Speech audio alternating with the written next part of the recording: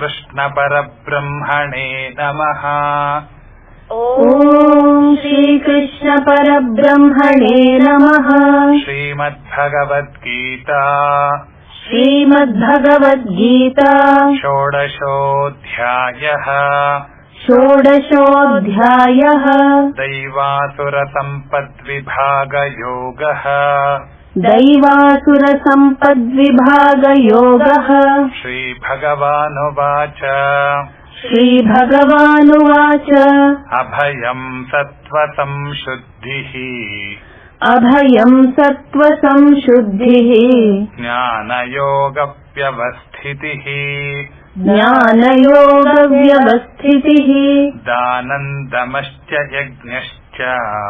दानं दमश्च यज्ञश्च स्वाध्यायस्तप आर्जवम्। अभयं सत्त्वसंशुद्धिर्ज्ञानयोगव्यवस्थितिः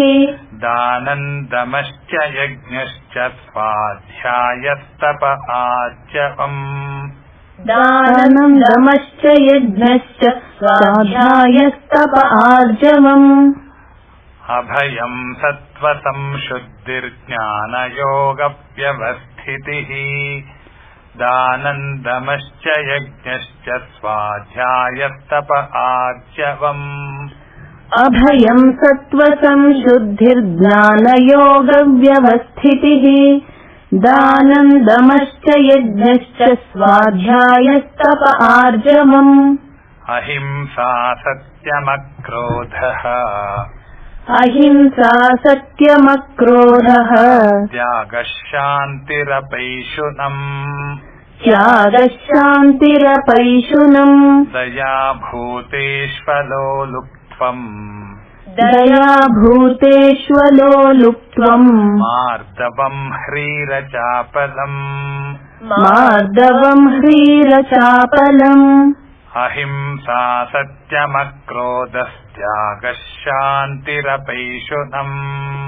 अहिंसा सत्यमक्रोधस्त्यागः शान्तिरपैशुनम्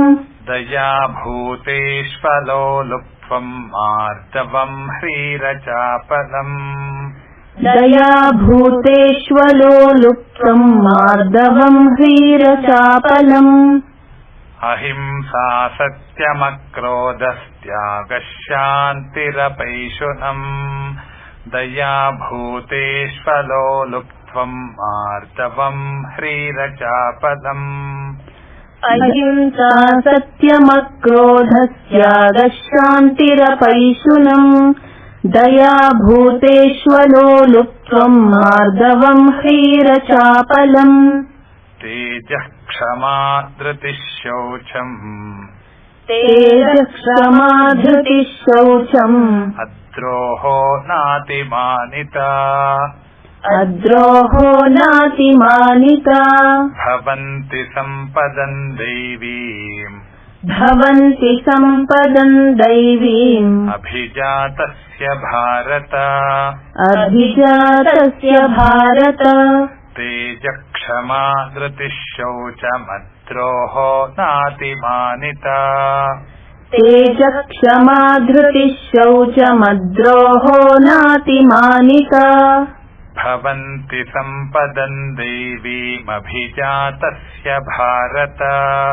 भवन्ति सम्पदन् दैवीमभिजातस्य भारत।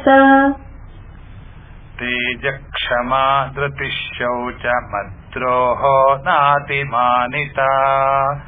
भवन्ति सम्पदन् दैवीमभिजातस्य भारत। तेजः क्षमा धृतिः शौचमद्रोहो नातिमानिता भवन्ति सम्पदन् दैवीमभिजातस्य भारत। दम्भो दर्पोऽभिमानश्च क्रोधः पारुष्यमेव च अज्ञानं चाभिजातस्य अज्ञानम् चाभिजातस्य पार्थसम्पदमासुरीम् दम्भो दर्पोऽभिमानश्च क्रोधः पारुष्यमेव च दम्भो दर्पोऽभिमानश्च क्रोधः पारुष्यमेव च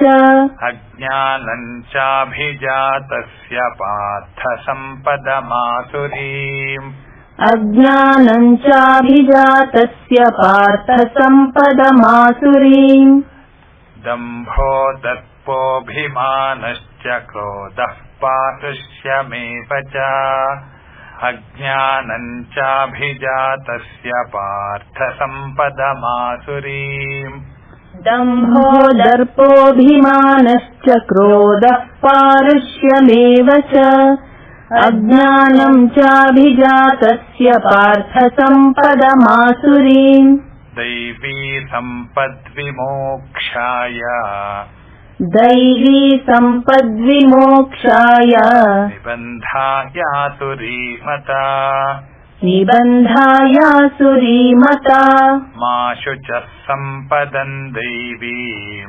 मा शुचः सम्पदम् दैवीम्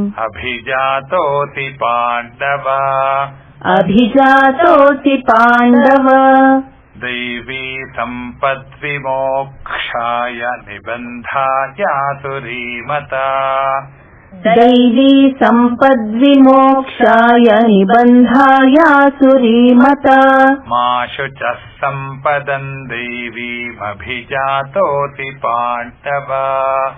मा शुचः सम्पदम् दैवीमभिजातोऽसि पाण्डव दैवी सम्पद्विमोक्षाय निबन्धायासुरीमता मा शुचः सम्पदम् दैवीमभिजातोऽसि पाण्डव दैवी सम्पद्विमोक्षाय निबन्धायासुरीमता मा शुचः सम्पदम् दैवीमभिजातोऽसि पाण्डव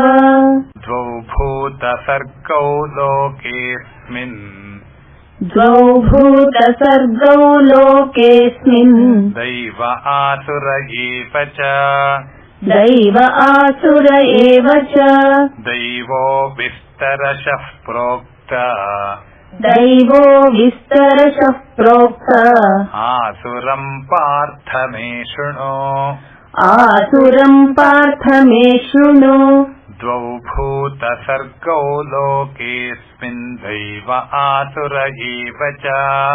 द्वौ भूतसर्गौ लोकेऽस्मिन् दैव आसुर एव च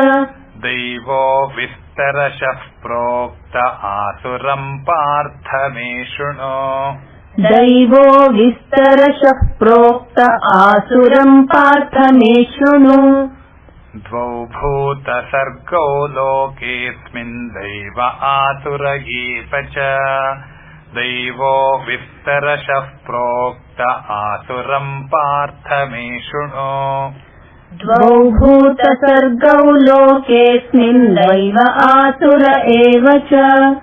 दैवो विस्तरशः प्रोक्त आसुरम् पार्थ मे शृणु प्रवृत्तिम् च निवृत्तिम्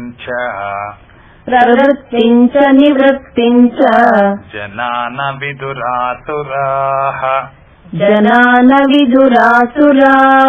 न शौचन्नापि चाचारो न सत्यन्तेषु विद्यते प्रवृत्तिम् च निवृत्तिम् च जनान विदुरासुराः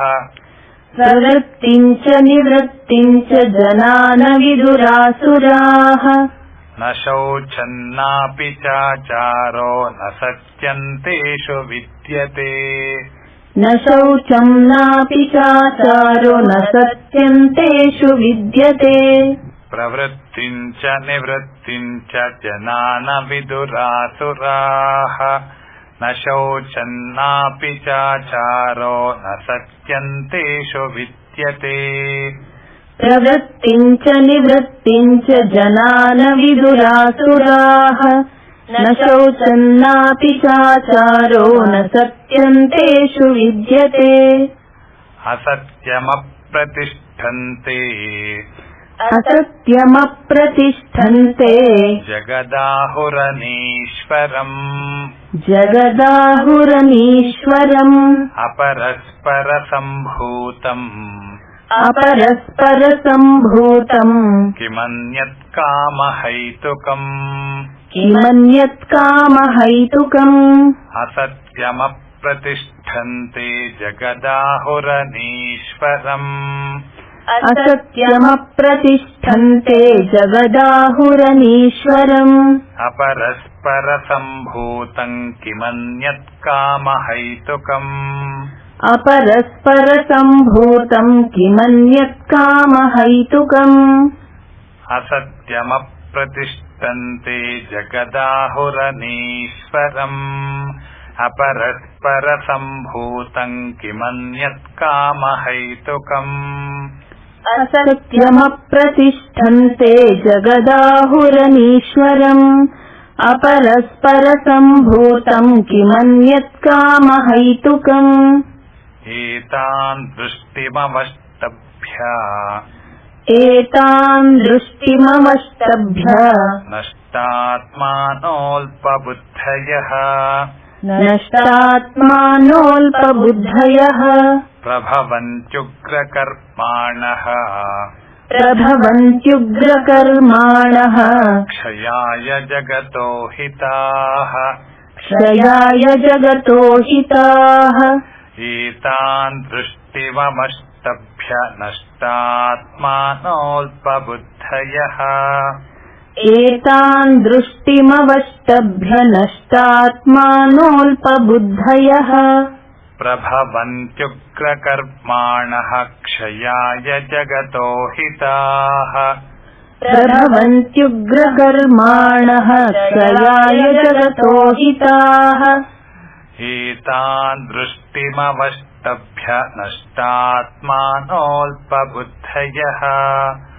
प्रभवन्त्युग्रकर्माणः क्षयाय जगतो हिताः एतान् दृष्टिमवष्टभ्य नष्टात्मानोऽल्पबुद्धयः प्रभवन्त्युग्रकर्माणः क्षयाय जगतो हिताः काममाश्रित्य दुष्पूरम् दम्भमानमदान्विताः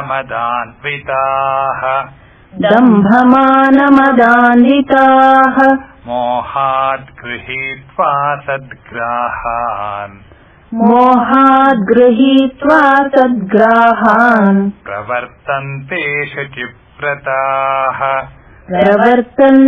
शुचिव्रताः काममाश्रित्य दुष्पूरम् दम्भमानमदान्विताः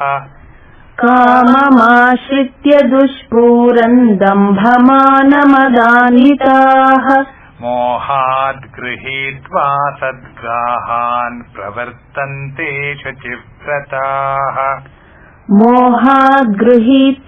सद्ग्राहान् प्रवर्तन्ते शुचिव्रताः काममाश्रित्य दुष्पूरम् दम्भमानमदान्विताः मोहाद् गृहीत्वा सद्ग्राहान् प्रवर्तन्ते शुचिव्रताः काममाश्रित्य दुष्पूरम् दम्भमानमदान्विताः मोहाद् गृहीत्वा सद्ग्राहान् प्रवर्तन्ते शुचिव्रताः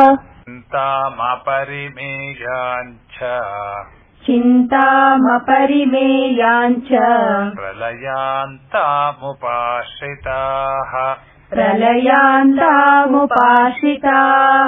कामोपभोगपरमा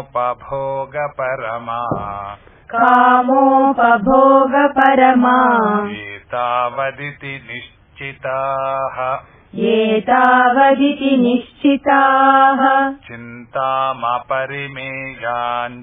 प्रलयान्तामुपाश्रिताः चिन्तामपरिमेयाञ्च प्रलयान्तामुपाश्रिताः कामोपभोगपरमा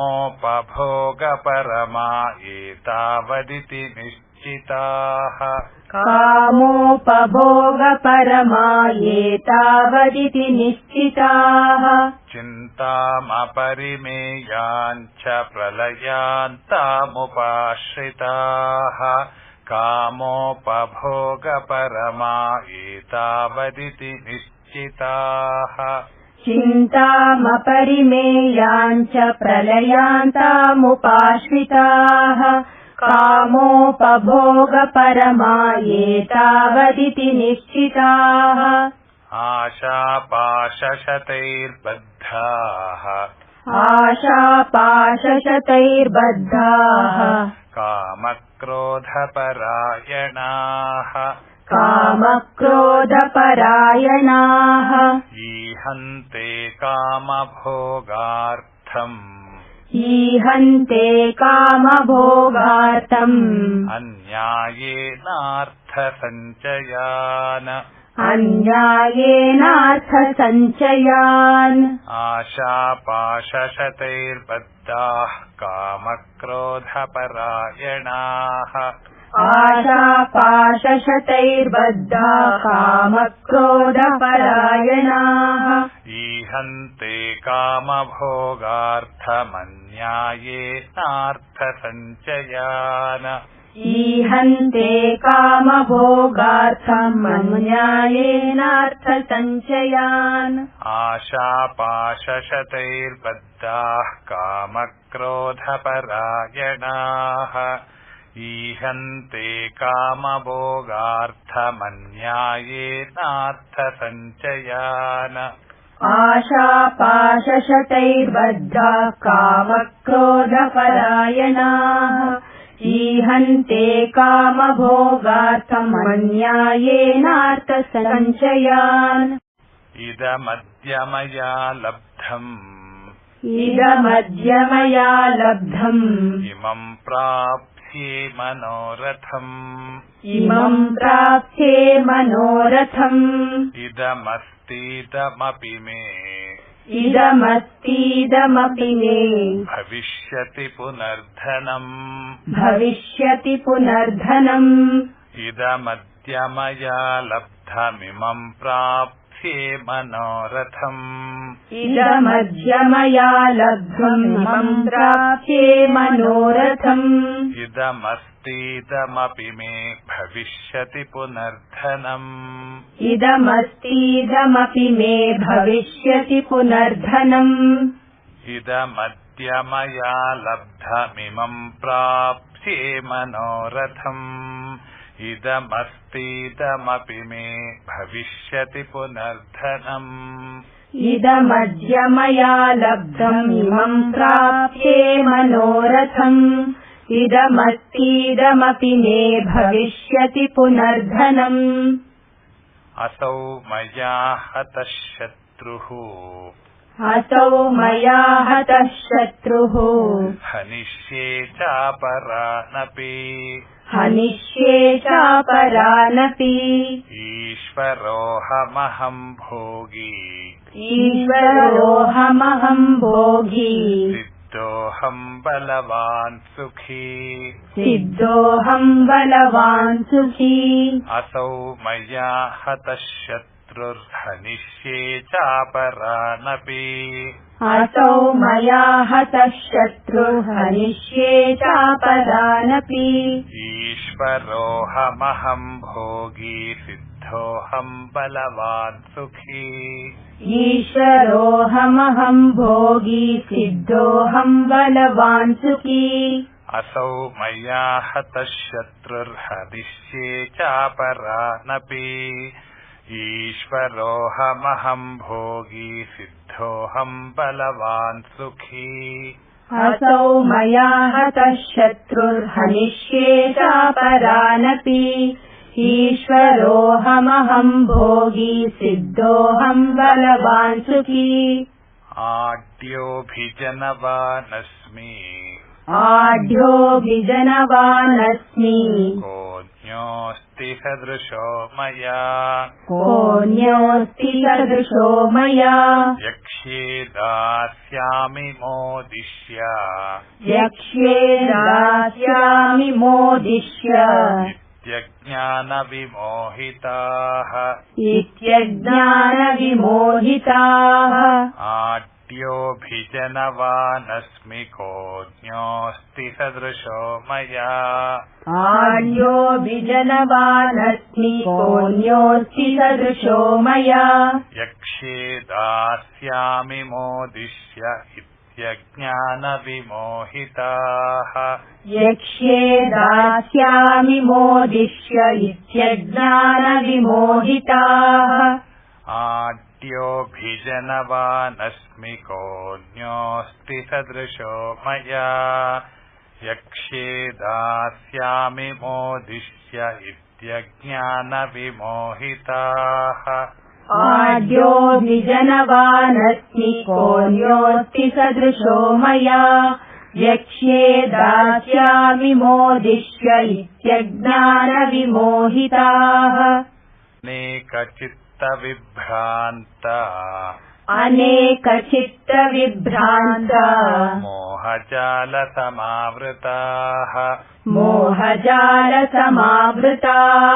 प्रसक्ताः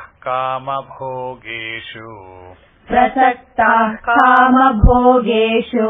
पतन्ति नरकेषु च अनेकचित्तविभ्रान्ता मोहजालसमावृताः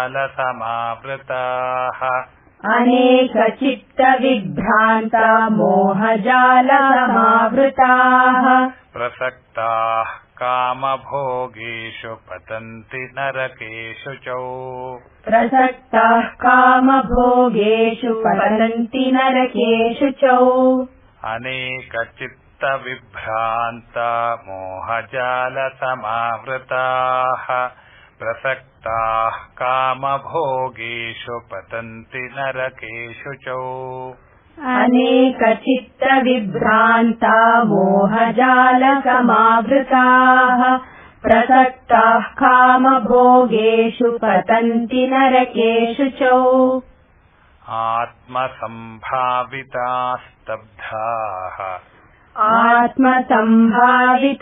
स्तब्धाः धनमानमदान्विताः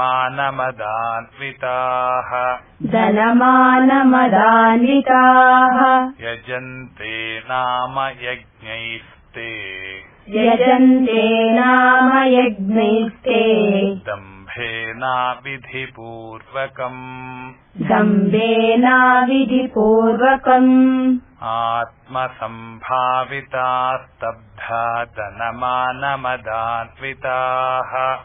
आत्मसम्भाविताः स्तब्धा धनमानमदान्विताः यजन्ते नाम यज्ञैस्ते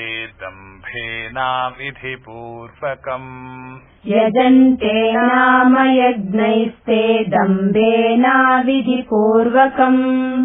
आत्मसम्भाविताः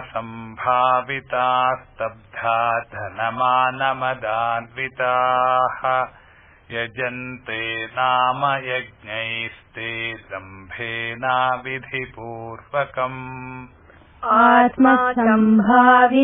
स्तब्धा धनमानमदान्विताः यजन्ते नाम यज्ञैस्ते दम्भेनाविधिपूर्वकम् अहङ्कारम् बलम् दर्पम् कामम् क्रोधम् च संश्रिताः मामात्मपरदेहेषु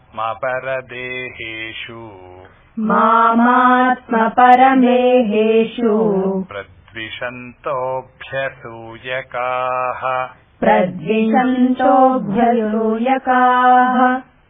अहङ्कारम्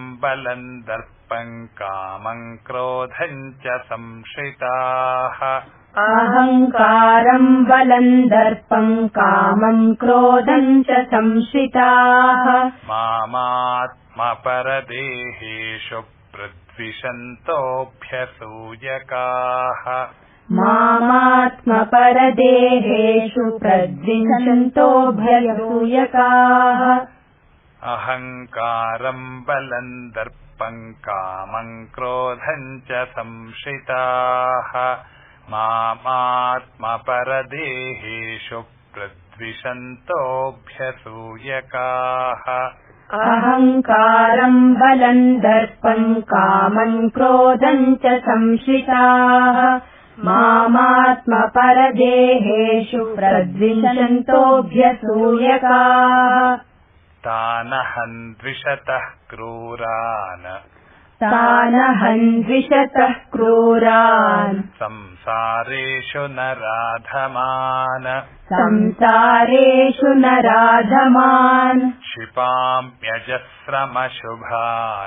क्षिपाम्यजस्रमशुभान् आसुरीष्वेव योनिषु तानहं द्विषतः क्रूरान्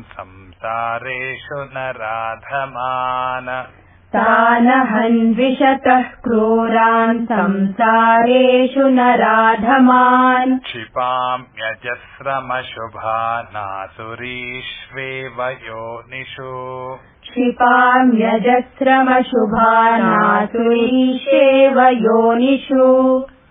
तानहं द्विषतः क्रूरान् संसारेषु नराधमान् क्षिपाम्यजस्रमशुभानासुरीष्वेव योनिषु तानहं द्विषतः क्रूरान् संसारेषु नराधमान् क्षिपाम्यजस्रमशुभानासुरीष्वेव योनिषु आसुरीयोनिमापन्ना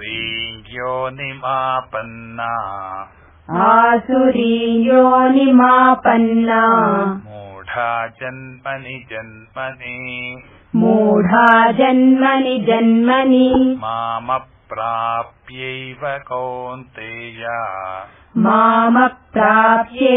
कौन्तेय ततो यान्त्यधमाम् गतिम् आसुरीयोनिमापन्ना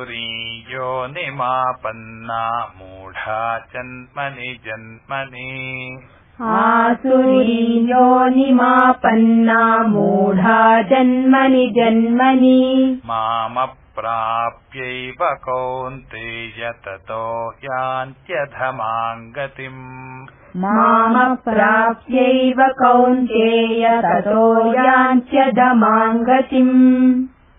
आसुरीयोनिमापन्ना मूढा जन्मनि मामप्राप्यैव कौन्तेय ततो यान्त्यधमाम् गतिम् आसुरीयोनिमापन्ना मूढा जन्मनि मामप्राप्यैव कौन्तेय ततो यान्त्यधमाम् गतिम् त्रिविधम् नरकस्येदम् द्वारन्नाशनमात्मनः कामक्रोधस्तथा लोभः तस्मादेतत्त्रयम् त्यजेत् त्रिविधम् नरकस्येदम् द्वारन्नाशनमात्मनः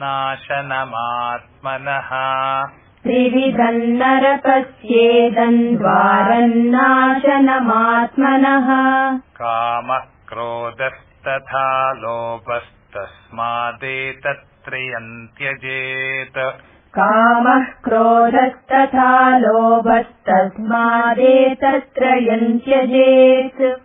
त्रिविधम् नरकस्येदम् द्वारन्नाशनमात्मनः कामक्रोधस्तथा लोभस्तस्मादेतत्त्रयम् त्यजेत् त्रिविधम् नरकस्येदम् द्वारन्नाशनमात्मनः कामः क्रोधस्तथा लोभस्तस्मादेतत्त्रयम् त्यजेत् एतैर्विमुक्तः एतैर्विमुक्तः कौन्तेय तमोद्वारैस्त्रिभिर्नरः तमोद्वारैस्त्रिभिर्नरः आचरत्यात्मनः श्रेयः आचरत्यात्मनः श्रेयः ततो याति पराम् गतिम् ततो याति पराम् गतिम् एतैर्विमुक्तः कौन्तेय तमोद्वारैस्त्रिभिर्नरः एतैर्विमुक्तः कौन्तेय तमोद्वारैस्त्रिभिर्नरः आचरत्यात्मनः श्रेयस्ततो याति पराम् गतिम् आचरत्यात्मनः श्रेयस्ततो याति पराम् गतिम् एतैर्विमुक्तः कौन्तेय तमोद्वारैस्त्रिभिर्नरः आचरत्यात्मनः श्रेयस्ततो याति पराम् गतिम् एतैर्विमुक्तः कौन्तेय तमोद्वारैस्त्रिभिर्नरः आचरत्यात्मनः श्रेयस्ततो याति पराम् गतिम् यः शास्त्रविधिमुत्सृज्य शास्त्रविधिमुत्सृज्य वर्तते कामकारतः वर्तते कामकारतः न स सिद्धिमवाप्नोति न स सिद्धिमवाप्नोति न सुखम् न पराम् गतिम् न सुखम् न पराम् गतिम् यः शास्त्रविधिमुत्सृज्य वर्तते कामकारतः यः शास्त्रविधिमुत्सृज्य वर्तते कामकारतः न स सिद्धिमवाप्नोति न सुखम् न पराम् गतिम् न स सिद्धिमवाप्नोति न सुखम् न पराम् गतिम् यः शास्त्रविधिमुत्सृज्य वर्तते कामकारतः न स सिद्धिमवाप्नोति न सुखम् न पराम् गतिम्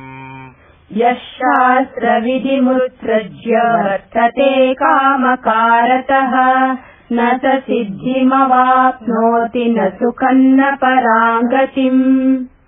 तस्माच्छास्त्रम् प्रमाणन्ते तस्माच्छास्त्रम् प्रमाणन्ते कार्याकार्यव्यवस्थितौ कार्याकार्यव्यवस्थितौ ज्ञात्वा शास्त्रविधानोक्तम्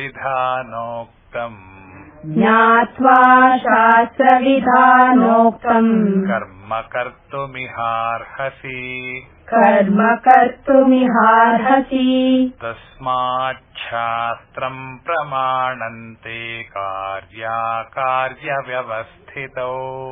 तस्माच्छास्त्रम् प्रमाणन्ते कार्याकार्यव्यवस्थितौ ज्ञात्वा शास्त्रविधानोक्तम् कर्म कर्तुमिहार्हसि ज्ञात्वा शास्त्रविधानोक्तम् कर्म कर्तुमिहार्हसि तस्माच्छास्त्रम् प्रमाणन्ते कार्याकार्यव्यवस्थितौ ज्ञात्वा शास्त्रविधानोक्तम् कर्म कर्तुमिहार्हसि तस्माच्छास्त्रम् प्रमाणन्ते कार्याकार्यव्यवस्थितौ ज्ञात्वा शास्त्रविधानोक्तम् कर्म कर्तुमिहार्हसि ॐ तत्सदिति श्रीमद्भगवद्गीतासूपनिषत्सु ॐ तत्सदिति श्रीमद्भगवद्गीतासूपनिषत्सु ब्रह्मविद्यायाम् योगशास्त्रे